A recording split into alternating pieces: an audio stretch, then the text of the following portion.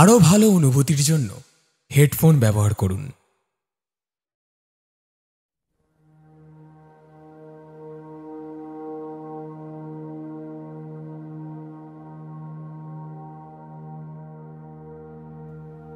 প্রেম অতি পবিত্র একটি সম্পর্ক। নিতান্ত তুচ্ছ এই শব্দটির জন্যই ইতিহাসের পাতায় ঝরতে দেখা গেছে কত শত প্রাণ। আজকের দিনে এসেও এহেন ঘটনা ঘটছে নিত্য নৈমিত্তিকভাবে। তবে ভেবে দেখুন, এই প্রেমই যদি হয়ে দাঁড়ায় আপনার মৃত্যুর কারণ। ধরুন, যাকে আপনি একসময় খুবই ভালোবাসতেন, আজ সেই যদি আপনার কাছে এসে ধরা দেয় এক অন্য রূপে, যা কখনোই কাঙ্ক্ষিত নয়, তাহলে পারবেন তো নিজেকে বাঁচাতে? আপনার কথা জানি না মশাই, তবে আমাদের আজকের গল্পের নায়ক দীপক এসে উপস্থিত হয়েছে এমনই এক বিষম পরিস্থিতির মুখে। দেখা যাক শেষ পর্যন্ত নিয়তি তাকে কোন দিকে নিয়ে যায়। শুনতে থাকুন আমাদের আজকের গল্প, লেখিকা কৃতির কলমে কামিনীর কুদৃষ্টি।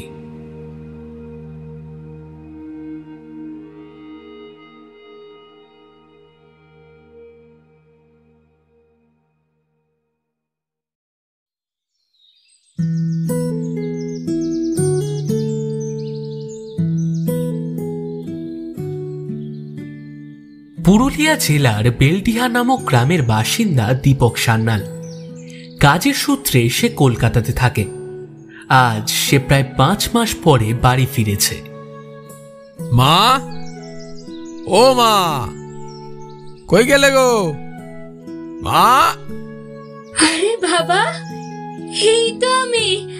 আয় বাবা আয়, কতদিন বাদে দেখছি তোর চাঁদ বদন খানি।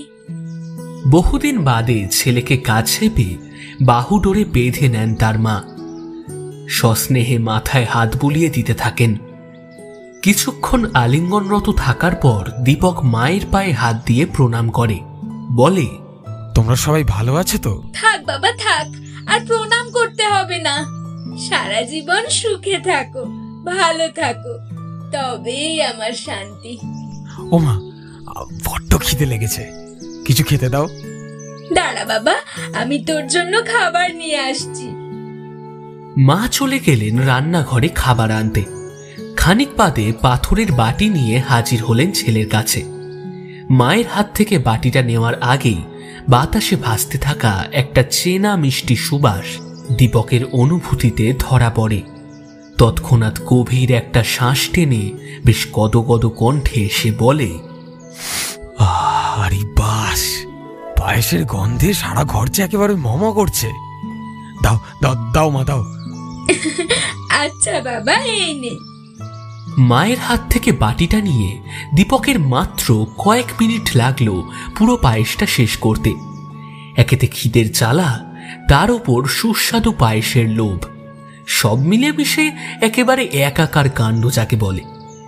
তারপর খালি বাটিটা পুনরায় মায়ের হাতে ফিরিয়ে দিয়ে জব্বর একটা ঢেকুর তুলে দীপক তৃপ্তির নিঃশ্বাস ছাড়ে। কতদিন পর পায়েস খেলাম বলো তোমার হাতে, সেই গন্ধ, সেই স্বাদ। মায়ের হাতে পায়েস খেয়ে দীপক দুপুরে টেনে ঘুম লাগালো।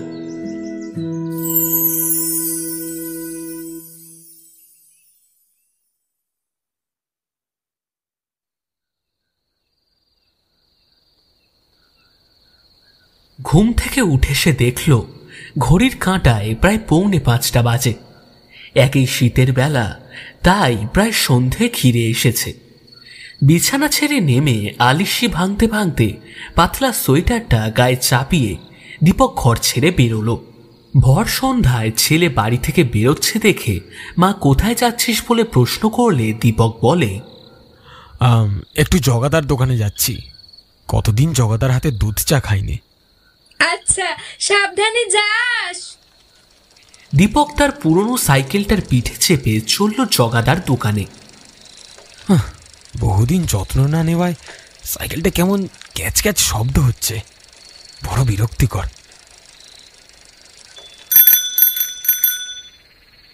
জগাদার দোকানে পৌঁছে সাইকেলটা একপাশে রেখে দীপক এগিয়ে গেল টিন দিয়ে ঘেরা হলুদ বাল্বের আলোয় আলোকিত ছাউনির দিকে। সেখানে আরো কয়েকজন বসেছিল। দীপককে আসতে দেখে তাদের মধ্যে থেকেই একজন বেশ অবাক হয়ে বলল, আরে আরে দীপক যে, বেটার ছেলে এলি কবে এখানে? কলকাতায় গিয়ে তো আমাদের ভুলেই গেছিস বল। আরে না না, এই তো আজকেই এলাম রে। ভাবলাম একটু শীতের সন্ধ্যায় জগাদার দোকানে গিয়ে চা খেতে খেতে আড্ডা মারি। তা বেশ করেছিস, একদম একদম। ও হে জগাদা, কড়া করে আরো 2 কাপ চা দিয়ে যাও তো। দিচ্ছে করে। তারপর বল, কি খবর তোর? আমার খবর তো ভালো, কিন্তু এই গ্রামের সবাই এত চুপচাপ কেন বলতো? কোনো মানুষজন সেভাবে দেখছি না আশেপাশে। আগে তো হাট বাজারে নয় নয় করে ভালোই লোক চোখে পড়তো।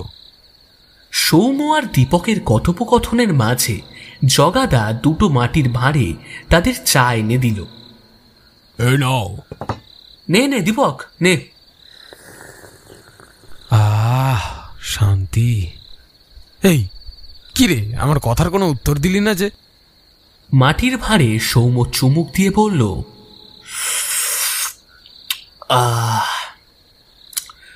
আসলে কি হয়েছে দীপক, তুই তো কলকাতায় ছিলিস, তাই ব্যাপারটা ঠিক জানিস না। এরকম সুর করছিস কেন? ভনিতা না করে বলতো। আরে আমাদের গ্রামে পাঁচু কাকার যে মেয়েটা আছে না, অঞ্জু। তো কি হয়েছে? অঞ্জুকে ভূতে ধরেছে। সৌম্যর কথা শুনে দীপক কিছুক্ষণের জন্য স্তম্ভিত হয়ে রইল। তারপর বলে উঠল, কি বলছিস কি সৌম্য? হ্যাঁ রে, আমি ঠিকই বলছি। আর এই ভয়েই গ্রামের সকলে ভীত সন্ত্রস্ত হয়ে রয়েছে।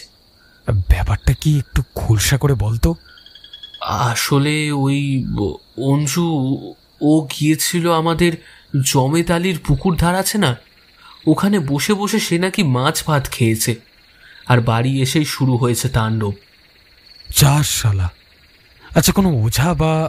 না রে, 2জনকে ডাকা হয়েছিল, কিন্তু কেউই কিছু করে উঠতে পারেনি।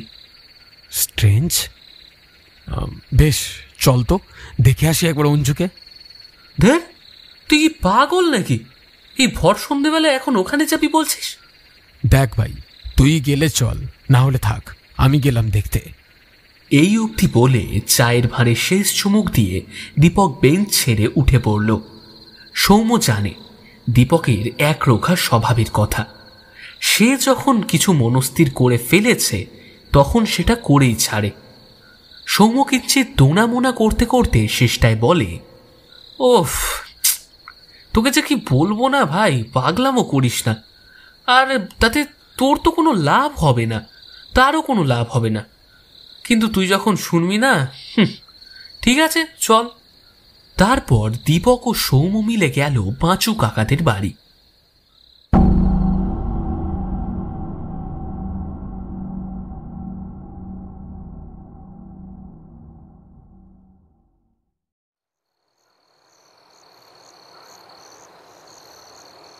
দীপক, সৌম্য, তোমরা? কি হয়েছে গো পাঁচু কাকা? সৌম্যর কাছ থেকে শুনলাম অঞ্জুদিকে নাকি। আর বলো না বাবা, মেয়েটার যে গত পরশু দিন থেকে কি হলো। ভগবান! কাকা, তুমি কেঁদো না একদম।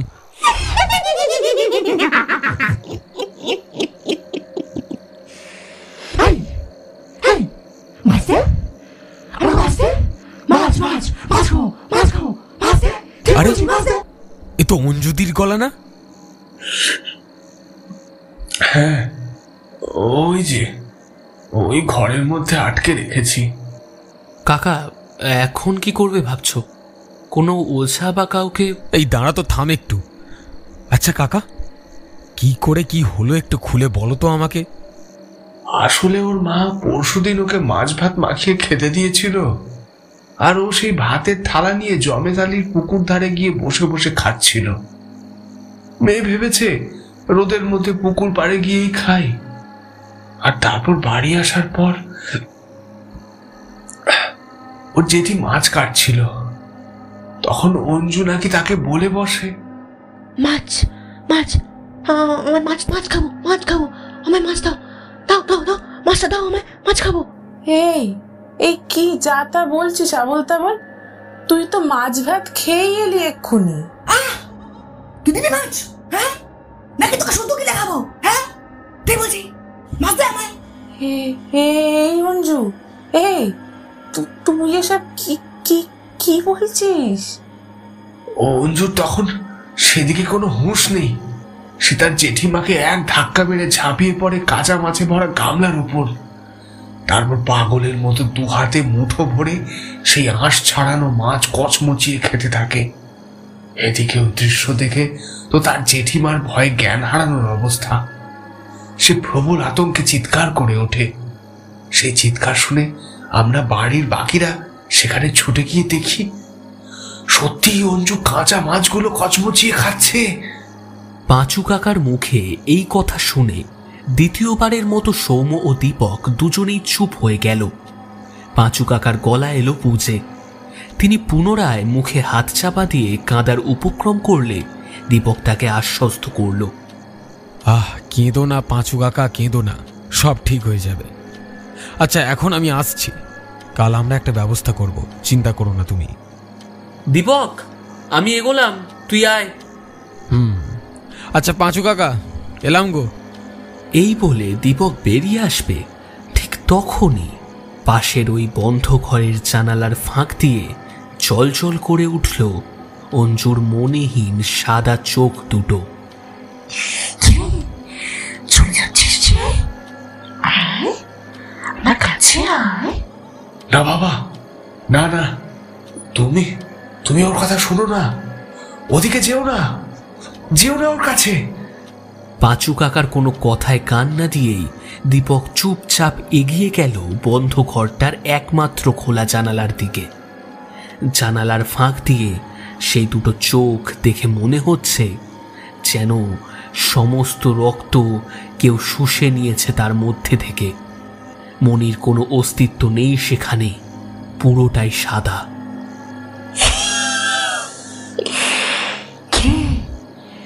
মাছ দিয়ে দে আমায়, কাঁচা মাছ আমার খুব প্রিয়।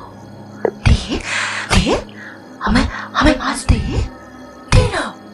বলতে বলতে জানালার ফাঁক দিয়ে অঞ্জু তার নখযুক্ত লম্বা হাতটা বাড়িয়ে দিল দীপকের দিকে। দীপককে সেই হাত প্রায় ছুঁয়েই ফেলেছে এমন সময় সৌম্য এসে তাকে পিছন থেকে টেনে ধরল। এই এই, কি করছিস? কি করছিস কি দীপক? তুই কি পাগল হয়েছিস নাকি? কি করছি? কি করছিলাম আমি? তুই কেন ওদিকে যেতে গেছিস? শুয়ার, বাড়ি চল, বাড়ি চল শিগগিরি। সৌম্য এক প্রকার টানতে টানতে দীপককে সেই জানালার ধার থেকে সরিয়ে আনলো। তোমরা এখন বাড়ি যাও বাবা, তোমরা এখন বাড়ি ফিরে যাও, আর এখানে এসো না। ও না হলে। সৌম্য ও দীপক আর কোনো কথা না বাড়িয়ে বাড়ির ফিরতি পথে পা বাড়াবে, ঠিক এমন সময় সেই বদ্ধ ঘরের ভেতর থেকে এমন শব্দ হতে লাগলো যেন কেউ দরজা ভেঙে বেরিয়ে আসতে চাইছে। দরজা খোল, দরজা খোল বলছি, দরজা খোল, সবাইকে মেরে ফেলবো, দরজা খোল, দরজা খোল।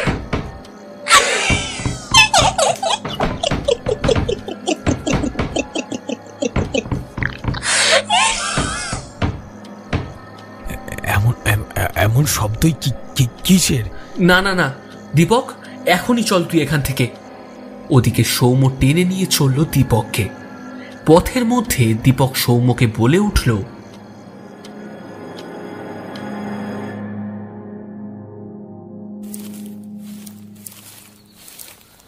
আজ যা দেখলাম তা কি সত্যি সৌম্য? অঞ্জুতির ওপরে কি কেউ? তোকে বলেছিলাম বারবার ওখানে যেতে না, তুই আমার কোনো কথা শুনলি না। না না না, আমার কিছুই হয়নি, কিন্তু ওই দুটো চোখ। দীপক, তুই বাড়ি যা, বাড়ি গিয়ে একটু গরম জল দিয়ে স্নান করে নে, তারপর ঘুমিয়ে থাক। কাল সকালে আমরা এই নিয়ে কথা বলবো, আজ আর নয়। কিন্তু ওই চোখ।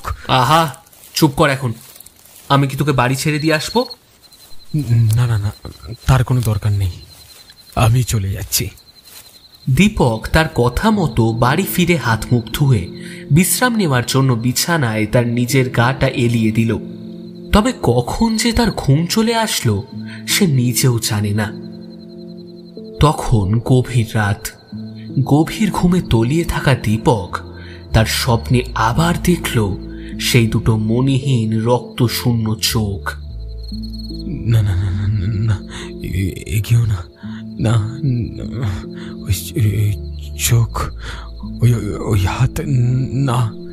দীপক, হ্যাঁ দীপক, বাবা তোর কি হলো? হ্যাঁ, ওই ওই ওই দুটো দুটো চোখ, ওই ওই সেই চোখ। না না না, মা মা মা না। কি কি হয়েছে বাবা? এসব তুই কি আবল তাবল বলছিস? না কিছু না, আসলে মনে হয় আমি কিছু ভুলভাল স্বপ্ন দেখেছি। তো তুমি যাও, আমি ঠিক ঘুমিয়ে পড়বো আবার। কি যে করিস না। আচ্ছা আমি যাচ্ছি, সমস্যা কিছু হলে ডাকিস কিন্তু। দীপকের মা উঠে এসে তার নিজের খাটে পুনরায় শুয়ে পড়লেন। ঘুমটা যেন কেমন করে হারিয়ে ফেলল দীপক। তখন তার মাথায় ঘুরপাক খেয়ে চলেছে কেবল ওই একটা কথা, আচ্ছা আমি কি সত্যি ওই দুটো চোখকে? আমার মনে হলো আমাকে যেন কেউ গিলে খেয়ে নেবে তার ওই দৃষ্টিতে। না না না, এসব আমি কি ভাবছি? এসব এসব এসব আমার মনের ভুল। না ঘুমাবার চেষ্টা করি, এসব বেকার।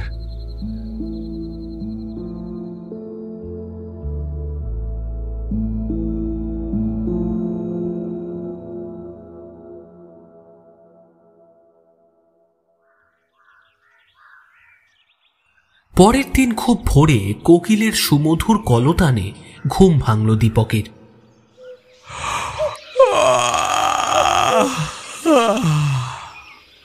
মাথার কাছ থেকে জলের বোতলটা নিয়ে ঢকঢক করে অনেকটা জল খেয়ে দীপক সবে খাট থেকে নেমে দাঁড়িয়েছে, এমন সময় বাইরে থেকে ভেসে এলো সৌম্যর ডাক। দীপক, এই দীপক, দীপক উঠলি? এই দীপক। বাইরে থেকে সৌম্যর উৎকণ্ঠিত চিৎকার শুনে তড়িঘড়ি দীপক ঘরের দরজাটা খুলেই জিজ্ঞেস করে, কিরে সৌম্য, কি ব্যাপার? এভাবে হাঁপাতে হাঁপাতে তুই এত সকালে? তুই তুই তুই তুই শিগগিরই চল আমার সাথে। ওদিকে ওদিকে পাঁচু কাকার মেয়ে। পাঁচু কাকার মেয়ে? কেন, কি হলো আবার? আরে বাবা তুই চল না, ওদিকে হুলুস তুলু কাণ্ড বেঁধে গেছে। না দীপক, তুই যাবি না পথে, তোকে আমার দিব্যি। হঠাৎ মায়ের আবির্ভাব। সম্ভবত সৌম্যর গলা শুনেই মা বাইরে বেরিয়ে এসেছে। মা, এরকম করো না তুমি। কি সব দিব্যি টিব্বি হয়, ওসব বলে আমাকে আটকেও না। না দীপক, ওখানে গেলে তোর ক্ষতি হবে, তুই যাস না। মা মা মা, তুমি একটু শান্ত হও, আমার কিচ্ছু হবে না। সৌম্য তো আছে আমার সাথে, তুমি নিশ্চিন্তে থাকো। সৌম্য তুই এগো, আমি আসছি। কিন্তু বাবা, ওখানে যে... আমি বললাম তো কিচ্ছু হবে না, তুমি নিশ্চিন্তে থাকো, আমি তাড়াতাড়ি চলে আসবো।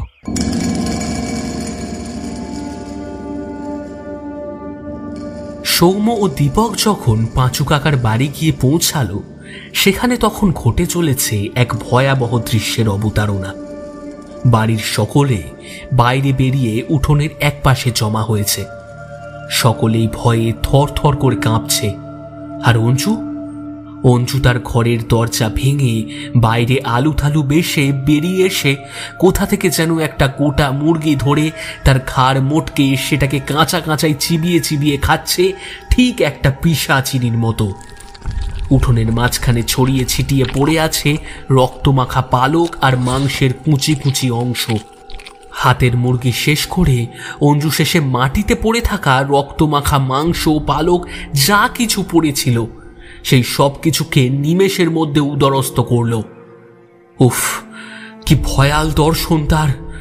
দেখলেই বুকের জল শুকিয়ে আসে। সারা শরীরে অঞ্জুর রক্তমাখা এবং বিশেষ করে দৃষ্টি আকর্ষণ করছে তার মুখের দুপাশ থেকে গড়িয়ে পড়া টাটকা তাজা রক্তের ওই দুটি স্রোত। সৌম, আমি কি দেখছি? আমি যে নিজের চোখকেই বিশ্বাস করতে পারছি না ভাই।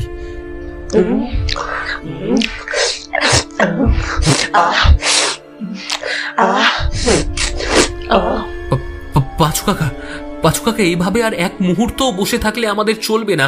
যা করার কিছু একটা করতেই হবে এখন। এখন যে আমি কি করব বাবা, আমি যে কিছুই বুঝে উঠতে পারছি না। এসব কি হচ্ছে? দীপক, দীপক, এই দীপক, না মানে কি মানে করছিস? অঞ্জুকে দেখলে কি হয় তোর হঠাৎ করে? না মানে দেখ, ও আমার দিকে কিভাবে তাকিয়ে সেই চোখ। ও তুই তাকাস কেন ওর চোখের দিকে? তুই চল আমার সঙ্গে, তুই চল। কোথায় যাব? শম্ভু ওঝার কাছে। কি বলছিস কি তুই? ওই শক্তিশালী ওঝার পাশ ঘেঁষার সাহস আমার নেই। কিচ্ছু করার নেই ভাই, এখন একমাত্র সেই আমাদের শেষ অবলম্বন। কথা শেষ করেই সৌম্য এবং দীপক ছুটল শম্ভু ওঝার বাড়ি। পাশের গ্রামের জঙ্গলের পথে একেবারে শেষ মাথায় ওঝার বাস।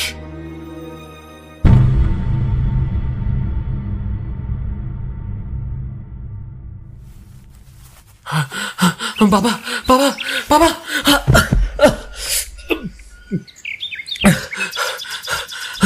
বাবা বাবা, বাঁচান আমাদের, বাঁচান আপনি। কে এসেছি সেখানে? কার আস্পর্ধা যে আমার স্থানে আসে? বড্ড বিপদে পড়ে এসেছি বাবা, আপনি ক্ষমা করুন। কালো রঙের ধুতি পরনে ও মাথায় বিশাল একটা জটা নিয়ে শম্ভু ওঝা পিছন ফিরে দ্বিতীয়বার বললেন, নষ্ট করার মতো সময় নেই, তাড়াতাড়ি বল কি হয়েছে? বাবা বাবা, আমাদের গায়ে পাঁচু কাকার মেয়ে অঞ্জুকে ভূতে ধরেছে। সেই জন্যেই তো এখানে আসা বাবা। মানে আপনি যদি একটু যেতেন তো খুবই উপকৃত হতাম। আচ্ছা, তাই বুঝি?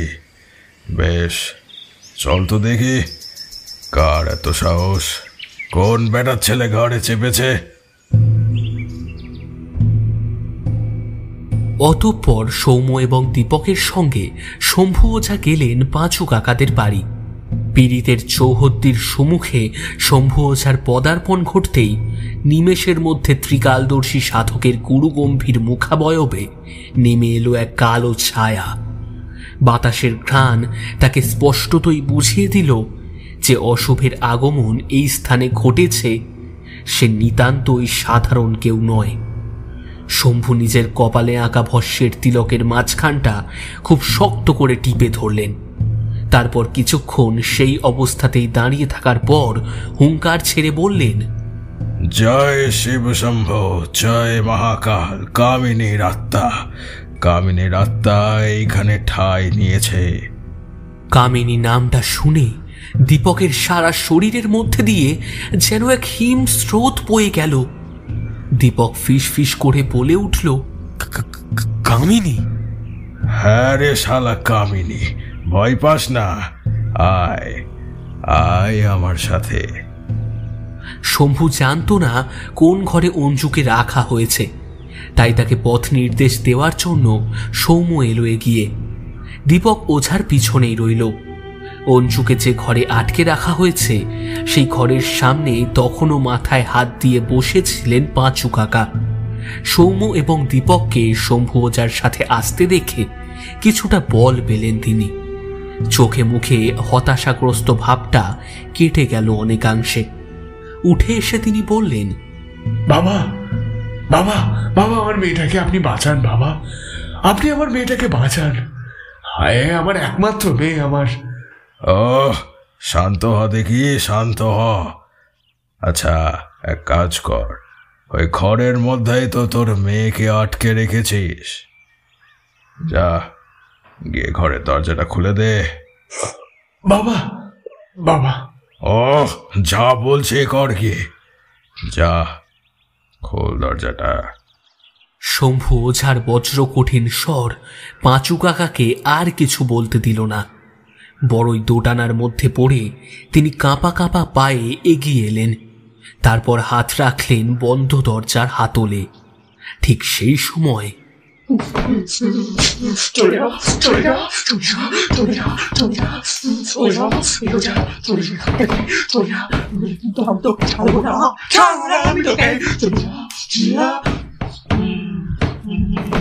কেন এসেছিস?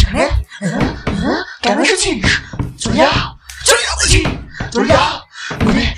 মেয়েদের সব ব্যাপার খাবো, চিবিয়ে চিবিয়ে খাবো বলছি। চলে যা, চলে যা এখান থেকে। আমাকে থাকতে দে, চলে যা। পাঁচু কাকা পুনরায় কাঁপতে কাঁপতে মাথা ঘুরিয়ে শম্ভুর দিকে ফেরালেন। তিনি জানতেন না শম্ভুর রগ চটা স্বভাবের কথা, ফলত বিশাল ছাড় খেলেন তার কাছে। ওরে হলর্প, দরজাটা খুলবে তুই নাকি দাঁড়িয়ে দাঁড়িয়ে সময় নষ্ট করবে? আবারও বলছি, আমার হাতে নষ্ট করার মতো সময় বেশি নেই। এখনো যদি দরজাটা না খুলিস তাহলে এই আমি চললাম। না বাবা, না, আপনি যাবেন না। আমি খুলছি দরজা, আমি খুলছি। না না না না না, দরজা খুলবি না, দরজা খুলবি না, দরজা খুলবি না। চলে যা বলছি, চলে যা। দরজা আমি খুলবো না, চলে যা, চলে যা, আমি দরজা খুলবো না। পাঁচু কাকা প্রাণপণে চেষ্টা করতে থাকলেন, তাও দরজাটা খুলতে পারলেন না। এদিকে বড্ড অধৈর্য হয়ে উঠছে শম্ভু ওঝা। অহেতুক এই নাটক আর সহ্য করতে না পেরে তিনি রেগে মেগে ছুটে গেলেন দরজার কাছে। তারপর পাঁচু কাকাকে এক ধাক্কা মেরে সরিয়ে নিজের গলায় থাকা রুদ্রাক্ষের মালাটি খুলে দরজায় ছুঁয়ে পড়ে দিলেন এক মন্ত্র। অং ক্রিং রিং বিং অং বং চং প্রেত মহিষিয়াই বিচ্ছে। সাথে সাথে আপনা থেকে দরাম শব্দে খুলে গেল দরজার পাল্লা। ভেতর থেকে শোনা গেল অঞ্জুর ভীত আর্তনাদ। শম্ভু ভারী ভারী পা ফেলতে ফেলতে ঘরের ভেতর ঢুকে দেখে এক বীভৎস দৃশ্য। অঞ্জু দরজার কাছ থেকে অনেকটা দূরে সরে সিটিয়ে গেছে অন্ধকারে। সেই অন্ধকার যে স্বাভাবিক নয়, শম্ভু নিজের ক্ষমতা প্রয়োগ করে তা অনায়াসেই জেনে যায় এবং এগিয়ে যায় অন্ধকারের দিকে। দীপক এবং সৌম্যর সাথে পাঁচু কাকাও ঘরের মধ্যে আসেন। তৎক্ষণাৎ শম্ভু পিছন ফিরে শাসানোর মতো করে বলে, মরবো জুতোর বাড়ি সলাতের, বেরো এক্ষুনি এখান থেকে, বেরো বলছি। দীপকেরা তৎক্ষণাৎ ভিড়মি খেয়ে হুড়োমুড়ি করতে করতে ঘরের বাইরে বেরিয়ে গেল এবং কোনো এক অস্বাভাবিক শক্তির প্রভাবে ঠিক তার পরেই দরজার পাল্লা দুখানি বন্ধ হয়ে গেল আপনা থেকে। চলে যা, চলে যা, চলে যা, চলে যা, চলে যা, চলে যা, চলে যা, চলে যা এখান থেকে, চলে যা। আমি তো ছাড়বো না, ছাড়বো না আমি তোকে, চলে যা, চলে যা। বেরোবো বলে তো আসেনি রে শালা, আর যদি বেরোতেই হয় এই নিষ্পাপ মেয়েটার শরীর থেকে তোকে চিরতরে বের করে তবেই বেরোবো। এবার তুই বল, কেন এই মেয়েটাকে মিছি মিছি কষ্ট দিচ্ছিস? বলবো না, কিন্তু তুই যদি এখন এখান থেকে না যাস, দেবী, এটার সঙ্গে আমি কি করবো? দেবী, দাঁড়া, দেখ।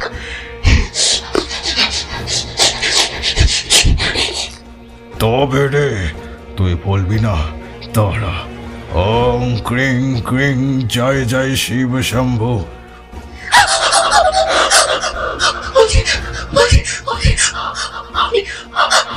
আমি ওই জমিদারের পুকুরটার শিবুর গাছটাতে থাকি। ওই মেয়েটা ওখানে গিয়ে মাছ ভাত খাচ্ছিল। আমার সেই মাছের গন্ধে আমি থাকতে না পেরে ওর শরীরে ঢুকে পড়ি। কিন্তু একবার যখন আমি ঢুকেছি, আমি ওর শরীর ছেড়ে বেরোবো না, আমি ওর শরীর ছেড়ে। দেখ, তোকে ভালোভাবে বলছে তুই অন্য কোথাও চলে যা, এর ক্ষতি করিস না।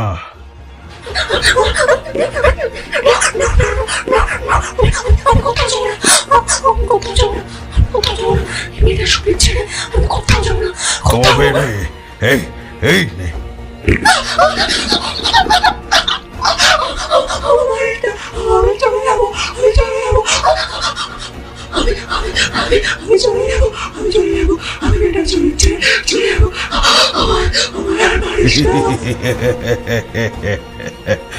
হ্যাঁ, এইবার ঠিক কথা বলেছিস, কিন্তু আমি কিভাবে বুঝবো যে তুই ওর দেহ ছেড়ে চলে গেছিস?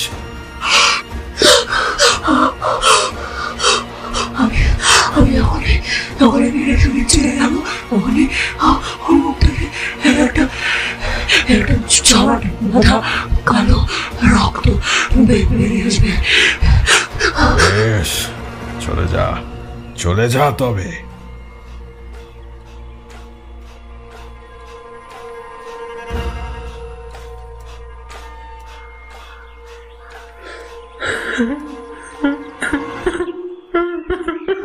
কাকা কাকা, তুমি এভাবে কেঁদো না কাকা। দেখো দেখো দেখো, শম্ভু ওঝা তো ভেতরেই আছে, ঠিক উনি কিছু একটা। আরে আরে, ওই তো শম্ভু ওঝা বেরিয়ে আসছে। অঞ্জুর ঘর থেকে শম্ভু ওঝাকে বিজয়ীর মতো বেরিয়ে আসতে দেখে দীপক সহ বাকি সকলের আর বুঝতে বাকি থাকে না যে বিপদ কেটে গেছে। গলায় ঝোলানো গামছার খুঁটে চোখ মুছে পাঁচু কাকা উঠোন থেকে উঠে পড়ে মেয়ের অবস্থা জানতে এগিয়ে যায় শম্ভু ওঝার দিকে। বাবা বাবা বাবা, আমার মেয়ে, আমার মেয়ে। যা, আর কোনো চিন্তা নেই, এবার তোর মেয়ের বিপদ কেটে গিয়েছে। বাবা বাবা, আপনি সত্যি বলছেন?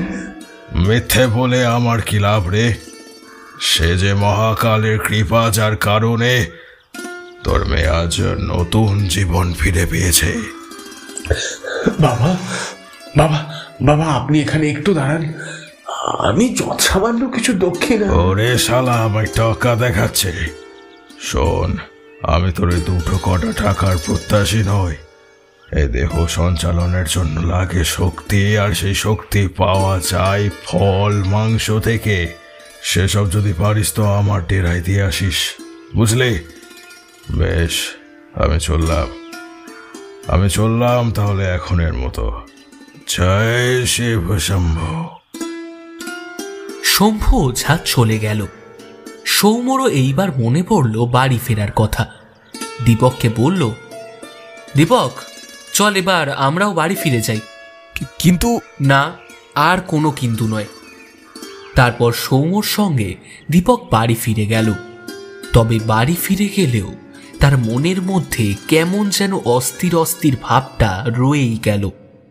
সন্ধ্যের দিকে দীপকের এই অস্থিরতায় পূর্ণ ভাবগতি তার মায়ের নজরে এলে মা জিজ্ঞেস করেন, কি রে বাবা, তোর কি হয়েছে? কিছু না মা, তুমি যাও, আমি একটু ঘুমোবো। কিন্তু তোকে দেখে তো মনে হচ্ছে নিশ্চয়ই কিছু হয়েছে তোর। ওহ, বললাম তো তোমার কিছু হয়নি। আমার তুমি হয়তো বিরক্ত করো না তো। যাও, আমাকে একটু ঘুমোতে দাও। প্রথমত ছেলের এমন আকস্মিক মেজাজ গরম, তারপর যেটা কোনোদিনও তিনি হতে দেখেননি, অর্থাৎ ছেলেকে সন্ধ্যার দিকে ঘুমোতে যেতে দেখে বেশ মনে মনে চিন্তিত হয়ে উঠলেন দীপকের মা। গভীর ঘুমে তলিয়ে গিয়েছিল দীপক। হঠাৎই অচেতন অবস্থাতেই তার স্বপ্নে ভেসে এলো সেই দুটো হিংস্র চোখ।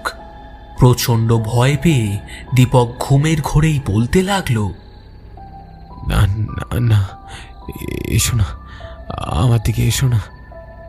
আমি তোমাকে ভালোবাসি দীপকদা, তোমাকে বড্ড ভালোবাসি যে। না না না না না, এটা সম্ভব নয়। তোদের জাত আলাদা। তুই আমার জীবন থেকে চলে যা, চলে যা আমার জীবন থেকে। এসব তুমি কি বলছো দীপকদা?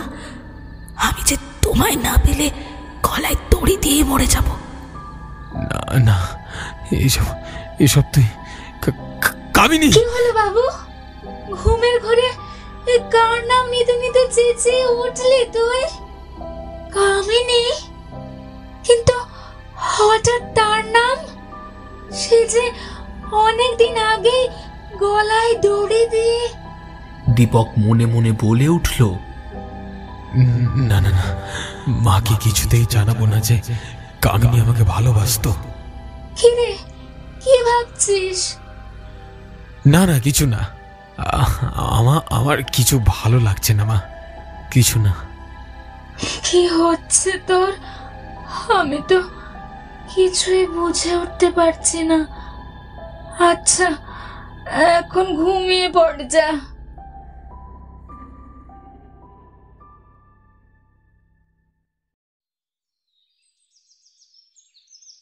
পরের দিন সকালবেলা দীপকের মা ব্যাগ গুছিয়ে নিয়ে দীপককে ঘুম থেকে ডাকতে এলেন।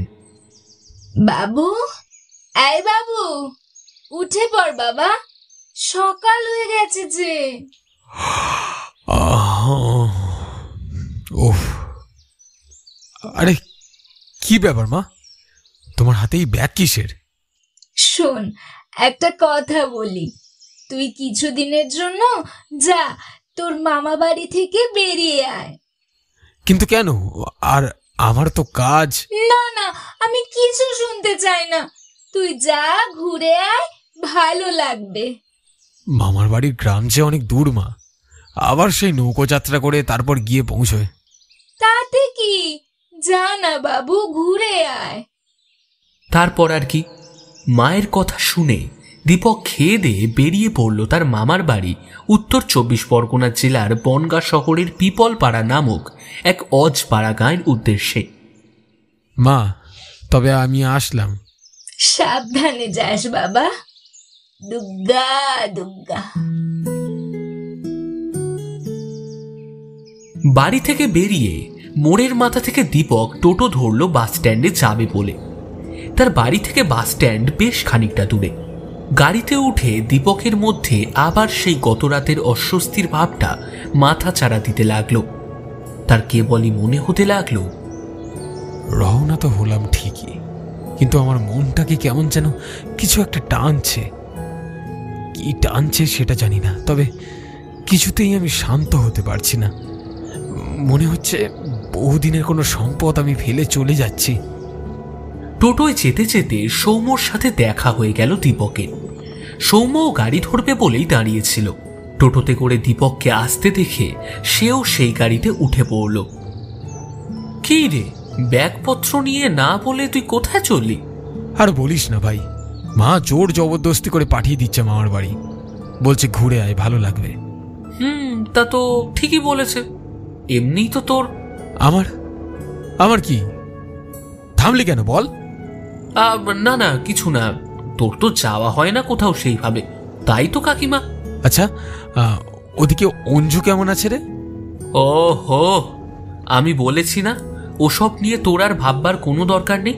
ও ভালো আছে, তুই সাবধানে যাস, ঠিক আছে? আর আমি তোকে বাসে তুলে দিচ্ছি।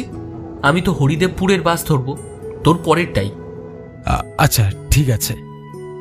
তারপর সৌম্য দীপককে বাসে তুলে দিয়ে বলল, সাবধানে যাস ভাই। এলাম রে। দীপক বাসে চাপার বেশ কিছুক্ষণ পর বাস ছাড়ল। তখন ঘড়ির কাঁটায় প্রায় 11:30 কি ওই 12টা হবে। পৌঁছতে তো প্রায় ঘন্টা 4-5 লাগবে। ততক্ষণে নয় একটু ঘুম দি। Ticket ticket ticket ticket. ও দাদা, টিকিটটা দেখি আপনার। দাদা, আমার টিকিটটা একটু কেটে নিন, একটা বনগাঁ স্ট্যান্ড। আপনি কোথায় যাবেন বলুন? দিন দিন। ও দাদা, দিন, ধরুন ধরুন। বলছি যে দাদা, পৌঁছতে কতক্ষণ লাগবে তাও? আর বলবেন নি দাদা, সামনে তো বিশাল জ্যাম পড়েছে শুনলাম। জানি না কতক্ষণ লাগবে। জ্যামে পড়লে পৌঁছতে বিকেলও হয়ে যেতে পারে। এই রে, তাহলে বরং একটা ঘুম দি, পৌঁছে গেলে আমাকে একটু ডেকে দেবেন। বেশ বেশ। এই বলে দীপক বাসের সিটেই ঘুমিয়ে পড়ল। হঠাৎ করে অনেকক্ষণ পরে ঘুমের মধ্যে আবার সে ওই দুটো মায়াবী চোখ দেখল। এইবার আর কোনো কণ্ঠস্বর শোনা যাচ্ছে না, কেবলই দুটো স্থির দৃষ্টি নিবদ্ধ হয়ে রয়েছে দীপকের দিকে। দীপকের ভয় ভাবটা আবারও বাড়তে থাকলো। তারপর একটা সময় বাড়তে বাড়তে সে হঠাৎ চিৎকার করে উঠল, না না না না না, এগোবে না, এগোবে না, কামিনী। দাদা, ও দাদা, আরে দাদা শুনছেন? আরে দাদা, কেমন ঘুমাচ্ছেন? ডাকতে ডাকতে আমার মুখ যে ব্যথা হয়ে গেল। কেন? আরে আপনি আপনার গন্তব্যে পৌঁছে গেছেন যে, এবার উঠে পড়ুন। ও চলে এসেছি। আচ্ছা আচ্ছা, আপনাকে অনেক ধন্যবাদ, এলাম তবে। এই বলে দীপক তার ব্যাগ নিয়ে বাস থেকে নেমে পড়ল। এ কি, এই যে প্রায় সন্ধে হয়ে এসেছে, এখন আমি রিক্সা কোথায় পাবো? আবার রিক্সা থেকে নেমে নৌকো, তারপর ওপারে মামার বাড়ি। ওহ, আচ্ছা যাই হোক, এগিয়ে গিয়ে দেখি। দীপক এগিয়ে গিয়ে একজন ভদ্রলোককে জিজ্ঞেস করল, দাদা, এখানে কি এখন কোনো রিক্সা পাওয়া যাবে? না, তবে আপনি পেলেও পেতে পারেন। এক কাজ করুন, আপনি একটু এগিয়ে যান তো সামনের দিকে। ধন্যবাদ। দীপক এগিয়ে গিয়ে রাস্তায় দাঁড়িয়ে রইল, কিন্তু আশ্চর্যের বিষয়, সেখানে একটিও রিক্সা বা ভ্যান সে দেখতে পেল না। কি আশ্চর্য, একটা ভ্যান বা রিক্সা নেই। এখন কিভাবে আমি? আরে ওই তো একটা রিক্সা আছে। দাদা, ও দাদা, দাঁড়ান দাঁড়ান দাঁড়ান, আরে ও দাদা।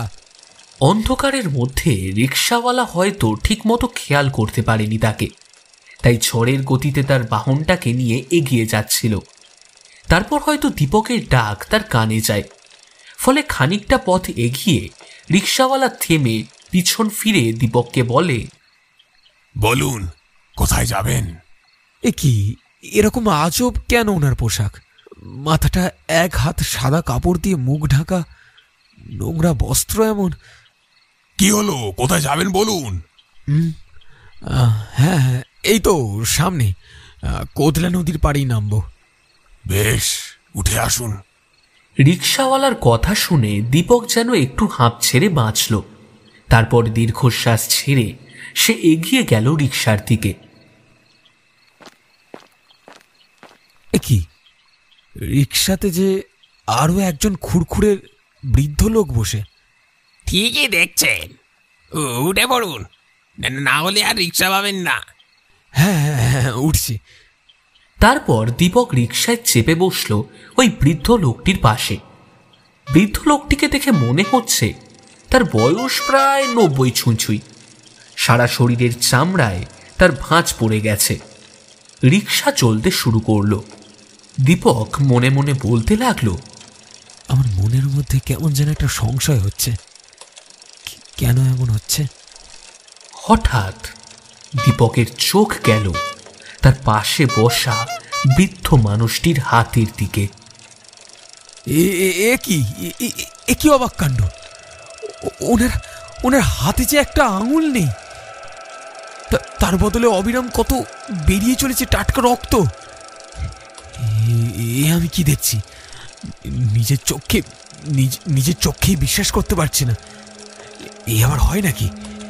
দু একবার ঢোক গিলে দীপক সামনের দিকে তাকাতেই আবারও দেখে রিক্সা চালক একটি হাতে রিক্সা চালাচ্ছে, তার আরেকটি হাত নেই।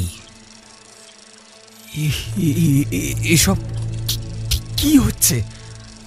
কি ব্যাপার দাদা, বিড়বিড় করে কি বলছেন?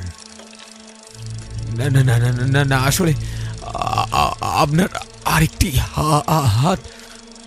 ও, এই কথা। আসলে আমার একটি হাত তো অ্যাক্সিডেন্টের সময়, যখন আমি মারা যাই তখনই কেটে বাদ চলে গেছে। কি মানে? আপনি মারা যান মানে?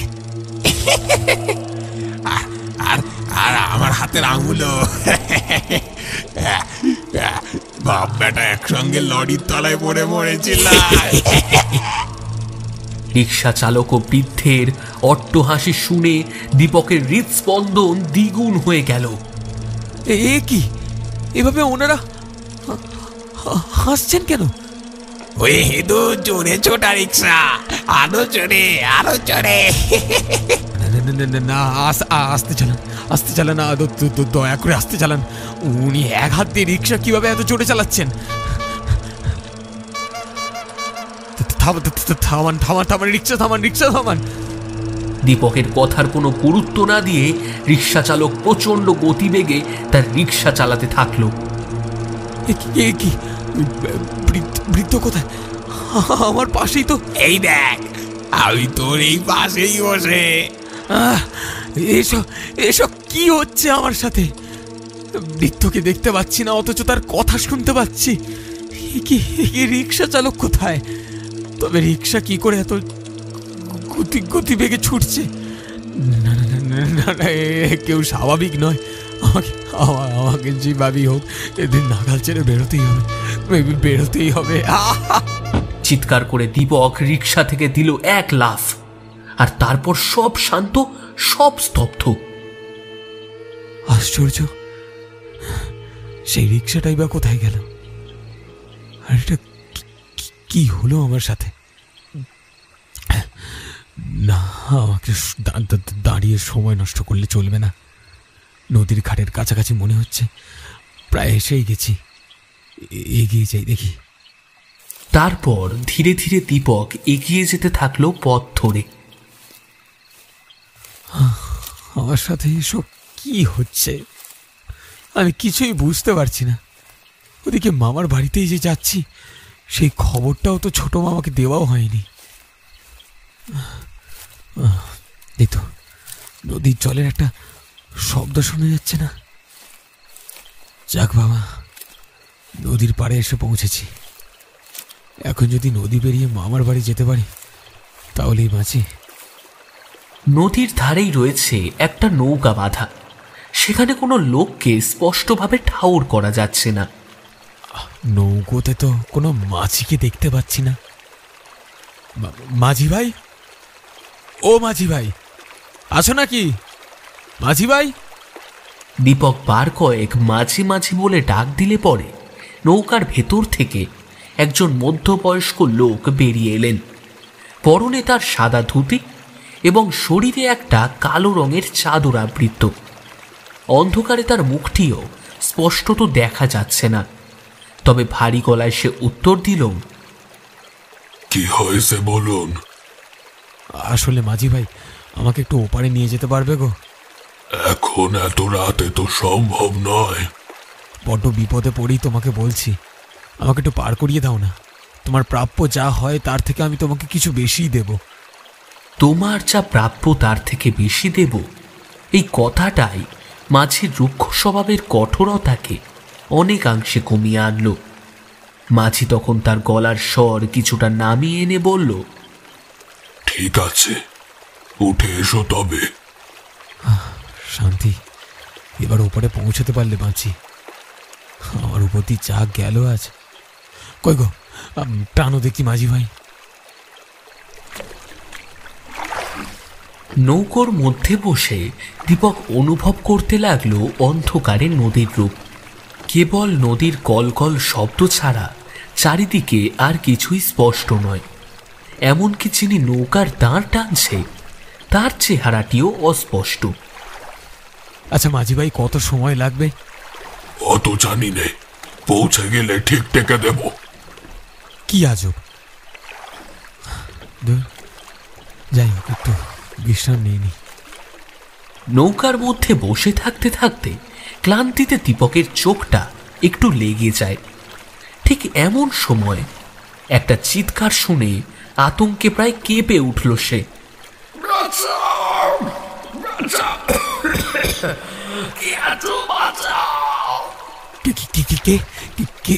ওভাবে কে চিৎকার করছে? আমি কি করে জানবো? হয়তো কেউ বিপদে পড়েছে। কিন্তু অন্ধকারে যে কিছুই দেখতে পাচ্ছি না। চিৎকারটা তো মনে হচ্ছে ওই দিক থেকেই আসছে। দীপকের দুশ্চিন্তাকে অহেতুক মনে করে মাঝি প্রথমটায় বেশ বিরক্ত হলো।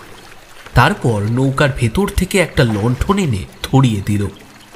লণ্ঠনের আলোতে মাঝির মুখটা এবার স্পষ্টভাবে দেখল দীপক।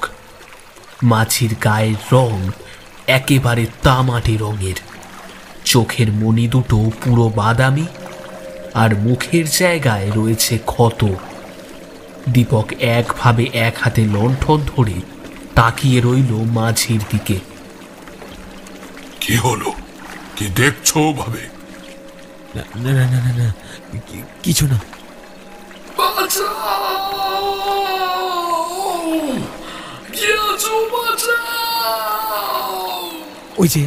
ওই যে চিৎকার শোনা যাচ্ছে। দীপক লণ্ঠন নিয়ে এদিক ওদিক দেখতে থাকে কে এভাবে চিৎকার করছে। হঠাৎ সে দেখতে পায় একজন লোক নদীর পাড়ে একটা বাক্স হাতে দাঁড়িয়ে চিৎকার করছে। ওই তো উনি চিৎকার করছে। মাঝি ভাই চলো, শীঘ্রই ওইদিকে চলো। মাঝি ভাইকে বলতেই নিমেষের মধ্যে সে তার নৌকা ঘুরিয়ে নিয়ে গেল নদীর পাড়ে।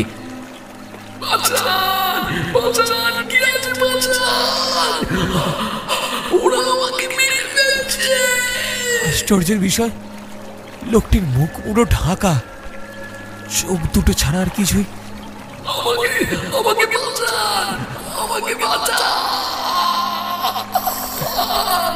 হ্যাঁ, উঠে আসুন আপনি। দীপক তার হাতটা বাড়িয়ে দিল লোকটাকে ধরার জন্য।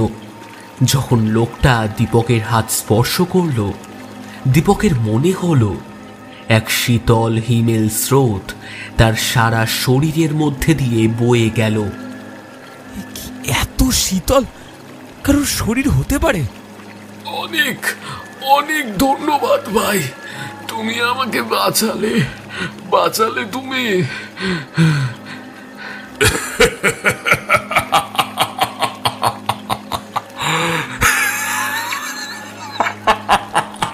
কি আপনি হাসছেন কেন এভাবে? তুমি তো আমাকেই বাঁচালে ভাই।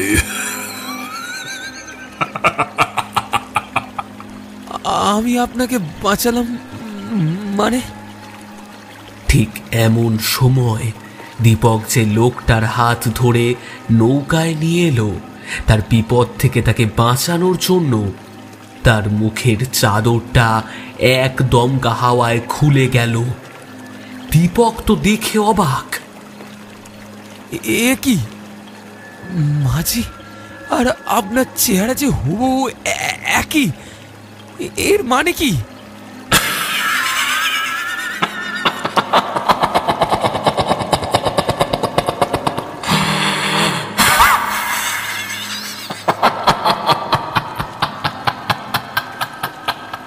এরপর মাঝি আর সেই লোকটা পাশাপাশি দাঁড়িয়ে দুজন দুজনের দিকে তাকিয়ে ক্রমশ হাসতে থাকলো, এবং অতঃপর মাঝির শরীরের আত্মা যেন ওই লোকটার মধ্যে ঢুকে গেল, আর মাঝি হলো উধাও। এসব কি হচ্ছে? ভয় পাচ্ছিস বুঝি?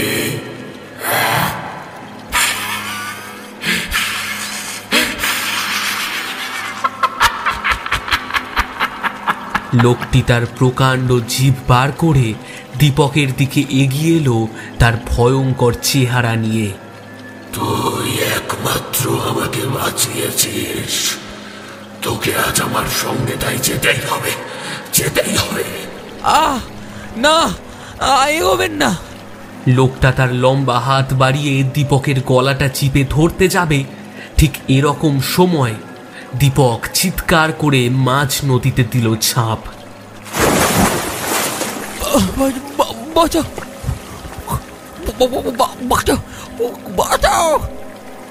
কিছুক্ষণ পরিবেশ থমথমে, তারপর সব নিস্তব্ধ।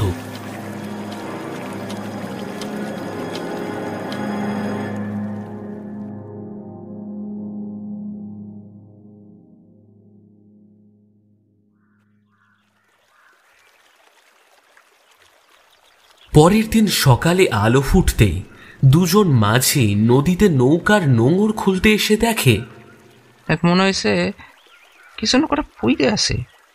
কই চল তো দেখি।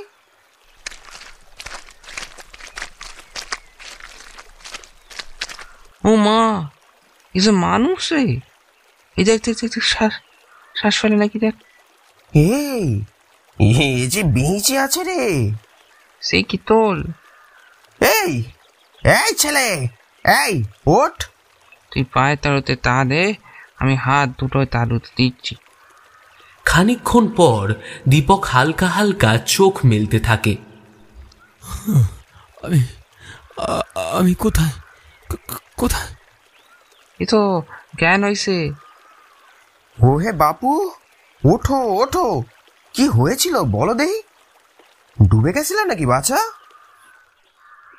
না আসলে মানে ভয় পেওনি, বলো কি হয়েছিল।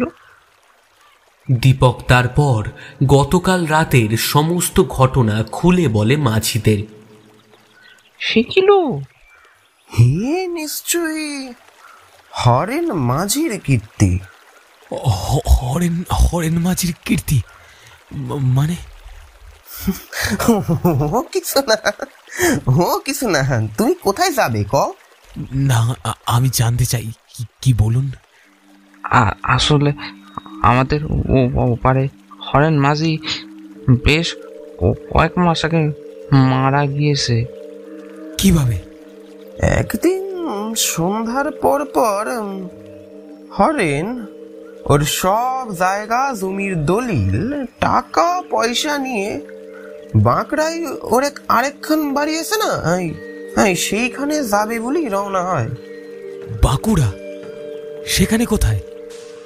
ও তো জানি না, ওখানে নাকি ওর এক ভাগ্নি আছে, নাম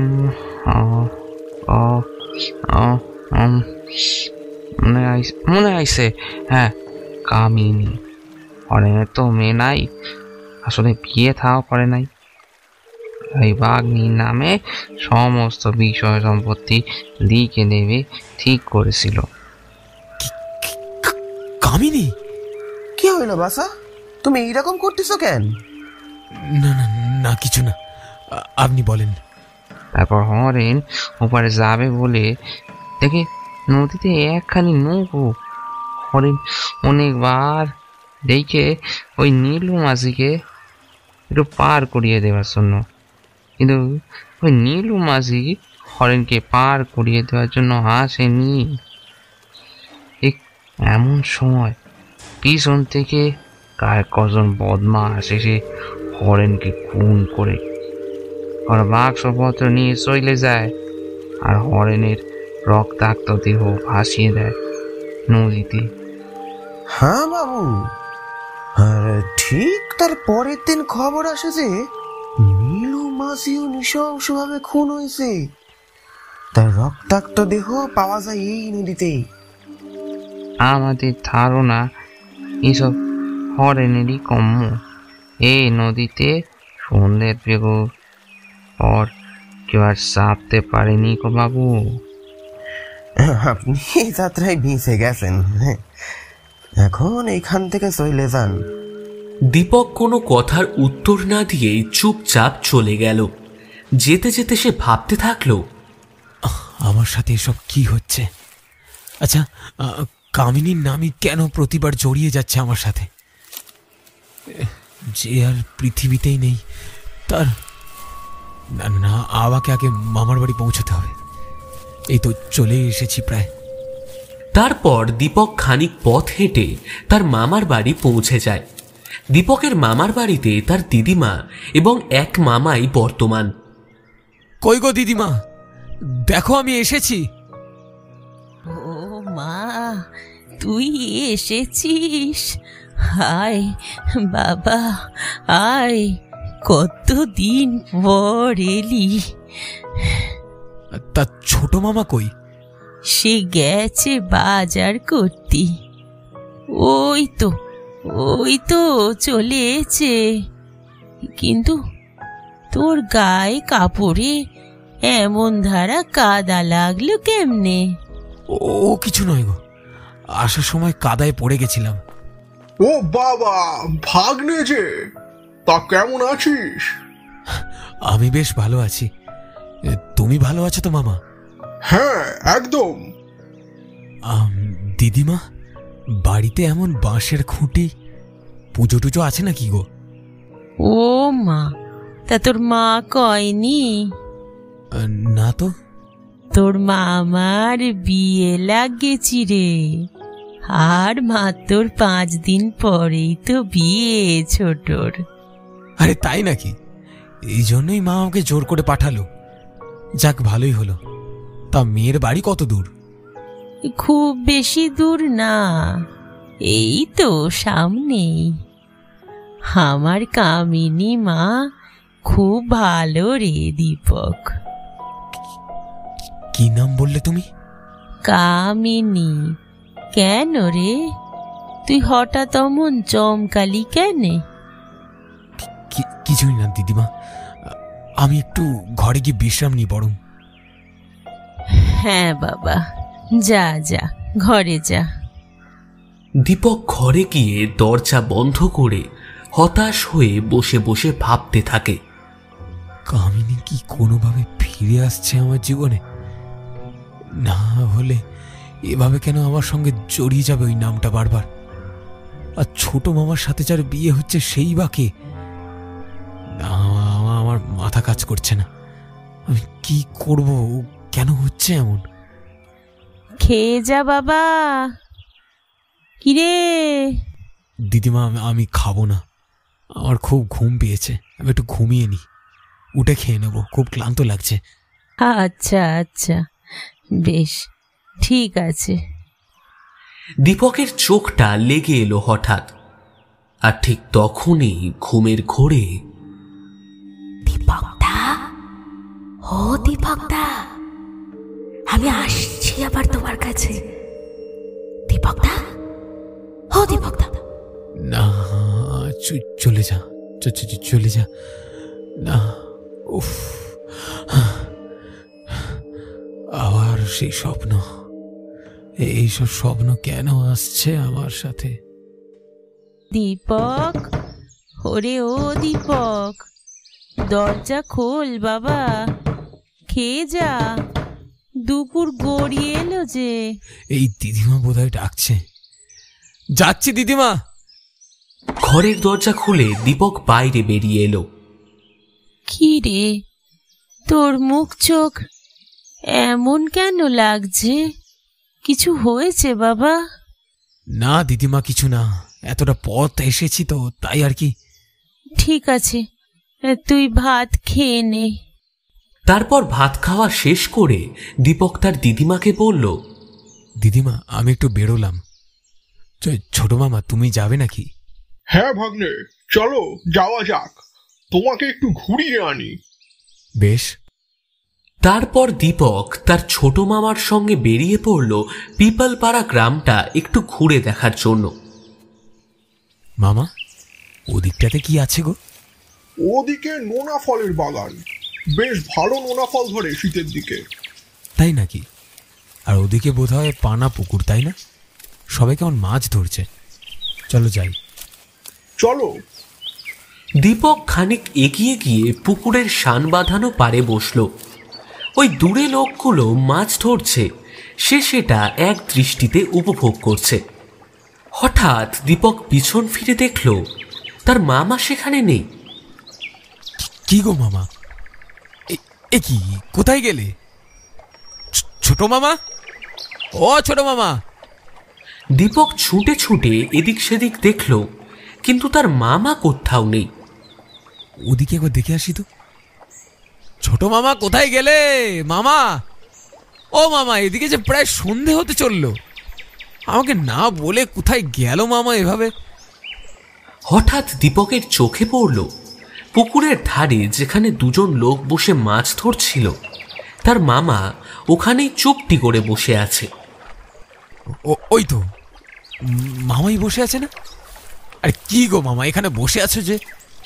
দীপক কথা বলতে বলতে এগিয়ে গিয়ে যে দৃশ্য দেখল, সে তা কোনোদিনও ভুলতে পারবে না। সে দেখল তার ছোট মামা পুকুর থেকে তার লম্বা হাত বাড়িয়ে জ্যান্ত কাঁচা মাছ কচকচ করে তুলে মুখের মধ্যে পুড়ে দিচ্ছে। কি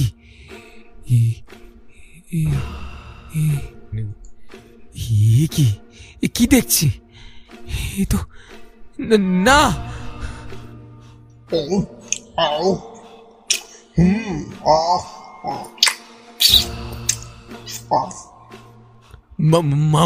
মামা, আমি তোর মামা না, আমি তোর মামা না, তোকে আমার চাই, চাই তোকে আমার। এই গলার স্বর তো মামার না, এই যে কামিনীর গলার।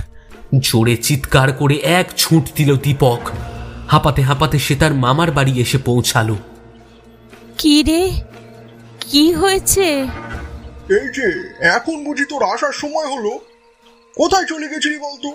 কতবার তোকে ডাকলাম, তবুও তোর কোনো সাড়া নেই। কি মামা, তুমি এখানে? আমি তো এক্ষুনি। কি যে করিস না, যা হাত মুখ ধুয়ে ঘরে যা। দীপকের মনের মধ্যে ধীরে ধীরে সংশয়ের গভীর কালো ছোপ বাসা বাঁধতে লাগলো। এসব কি হচ্ছে? এভাবে আমাকে না, এর প্রতিকার আমাকে করতেই হবে।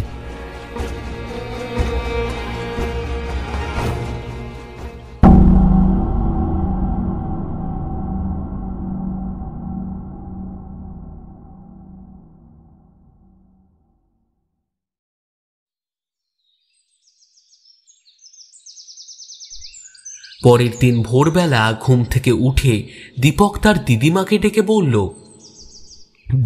দিদিমা, তোমার সঙ্গে আমার খুব জরুরি একটা কথা রয়েছে। কি কথা? বল না, বল বাবা। এখানে ভালো তান্ত্রিক কেউ আছেন যার কাছে গেলে সব সমস্যার সমাধান হবে? সে কি হঠাৎ এ কথা কেন? কি হয়েছে বাবা তোর?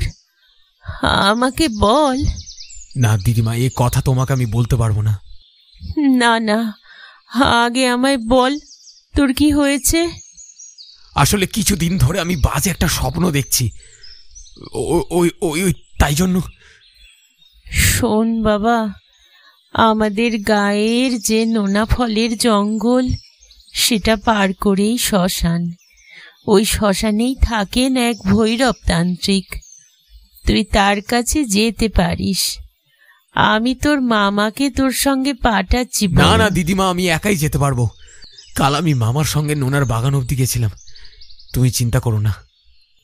কিন্তু একা একা বাবা তুই? দিদিমা, তুমি চিন্তা করো না, আর মামাকে কিছু বলবে না, আমি আসছি। আচ্ছা, সাবধানে যাস বাবা। ছেলেটার কি যে হলো, হঠাৎ করে কি এমন স্বপ্ন দেখলো যার জন্য। দীপক একলা একলা চলল ভৈরব তান্ত্রিকের কাছে। মনের মধ্যে একটু সাহস সঞ্চয় করে সে এগিয়ে চলল ওই নোনা জঙ্গলের ভেতর দিয়ে একটা সরু পথ ধরে। এমন সময় দীপকের মনে হলো কেউ যেন তার পিছু নিচ্ছে। সে পিছন ফিরে তাকিয়ে দেখে না, কেউই তো নেই। তবে দীপকদা, দাঁড়াও, আমি তো যাবো তোমার সঙ্গে। দাঁড়াও দীপকদা। কে? দীপক পিছন ফিরে তাকিয়ে দেখে কামিনী। হ্যাঁ হ্যাঁ, সেই কামিনী, সেই ভয়ঙ্কর চেহারা, সেই মণিহীন সাদা দুটো চোখ, আর তার হাত দুটো অনেক লম্বা, যেন এক পিশাচিনীর রূপ নিয়ে দাঁড়িয়ে আছে দীপকের পিছনে।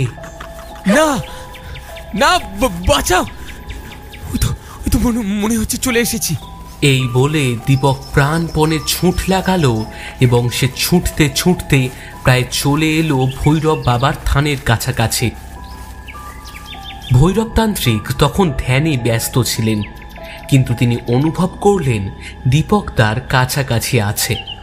দীপক কিছু বলার আগেই তিনি বললেন, তোর উপর নজর পড়েছে কামিনীর। তোকেও ভালো থাকতে দেবে না। বাবা, আপনি কিভাবে জানলেন এ সমস্ত কথা? আমি সব জানি রে, সব জানি। আমার সঙ্গে এসব কি হচ্ছে? আপনি একটা সমাধান দিন। আমি এভাবে থাকতে পারছি না, আমার দম বন্ধ হয়ে আসছে। আতঙ্কে আমার সারা শরীর শিউরে উঠছে। ও প্রতিবার তোর পিছু করছে, তোকে নিকটে এসে তোকে বাধা দিচ্ছে। এর ওর শরীর ধারণ করছে কামিনী। ওর আত্মার যে শান্তি নেই, ঠাঁই নেই।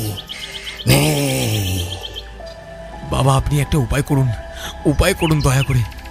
শোন, এক মহাযজ্ঞ করে কামিনীর আত্মাকে আগে বদ্ধ করতে হবে, ওকে বশে আনতে হবে, তারপর ওকে সেই যজ্ঞের আগুনে দিতে হবে।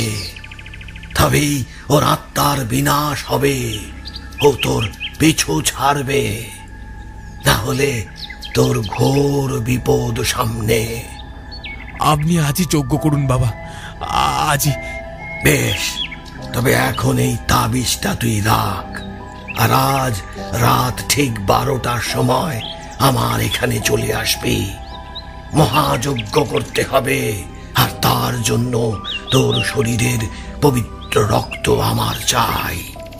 বেশ, এখন আমি তবে আসি বাবা।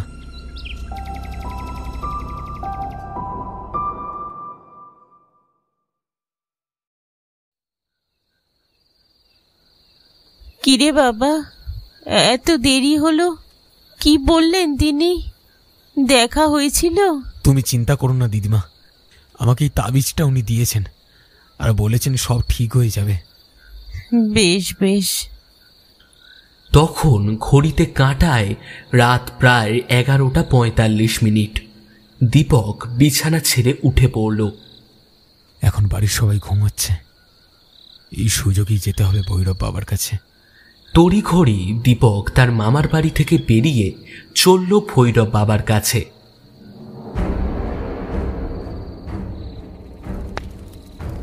বাবা, আমি চলে এসেছি।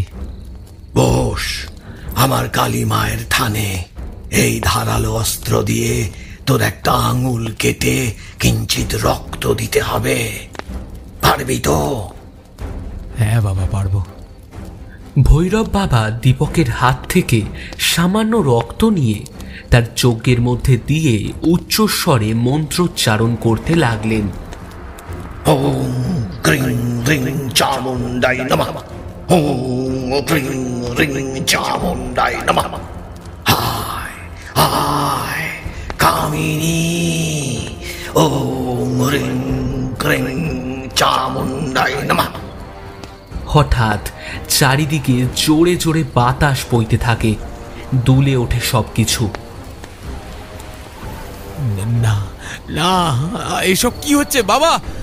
ভয় পাস না, ও আসছে, আসছে ও। বল না, কি জন্য ডেকেছিস? কি জন্য ডেকেছিস বল। কেউ তো নেই তো। তবে এই তো দেখো, এই তো আমি। ওরে, তুই এখন পিশাচিনি, তোকেও কখনোই দেখতে পারবে না। তুই কেন ওর ওপর নজর দিচ্ছিস? চলে যা, চলে যা তুই। না না, আমি কোথাও যাবো না, কোথাও যাবো না আমি। হ্রিং ক্রিং চামুণ্ডাই নমঃ, ওম হ্রিং ক্রিং চামুণ্ডাই নমঃ। এই শিশিতে তুই প্রবেশ কর, না হলে এখনই আমি দীপকের মুন্ডুচ্ছেদ করবো এই কাঠারি দিয়ে। না না না, তুই করবি না, কিছু করবি না তুই। তাহলে শীঘ্রই প্রবেশ কর। তারপর এক মুহূর্ত সব থমথমে, ঝড় দমকা হাওয়া সব থেমে গেল। শিশির মধ্যে যখনই কামিনীর আত্মা প্রবেশ করল, সেটিকে মুখ বন্ধ করে দিলেন ভৈরব বাবা। এখন এই যজ্ঞের আগুন, এই তোর বিনাশ হবে।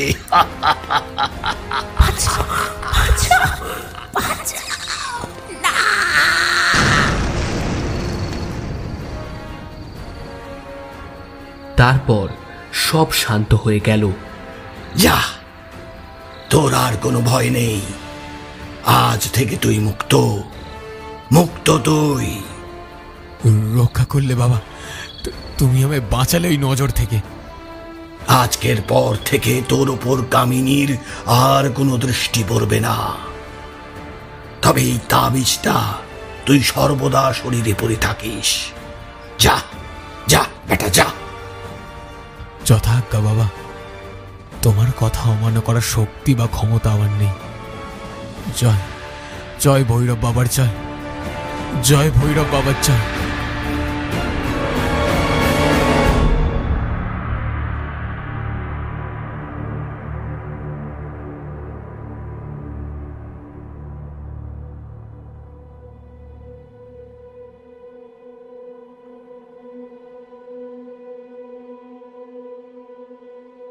শেষ হলো আমাদের আজকের গল্প কামিনীর কুদৃষ্টি।